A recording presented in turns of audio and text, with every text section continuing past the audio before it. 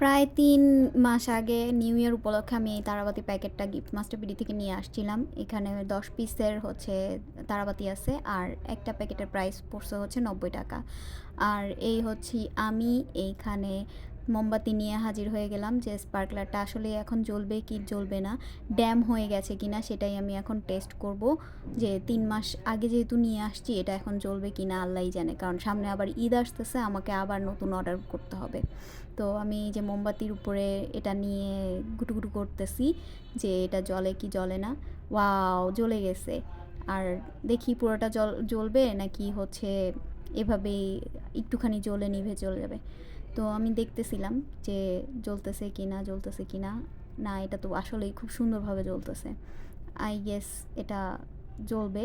আর ৩ মাস আমি এটাকে যেহেতু পানি লাগাই নাই, প্লাস হচ্ছে খুব সুন্দরভাবে আমার ড্রয়ারে রেখে দিছিলাম। সো এটা আসলেই ড্যাম হয় নাই, একদম পারফেক্ট আছে। সো এটা আসলেই নিয়ে রেখে দেওয়া যাবে।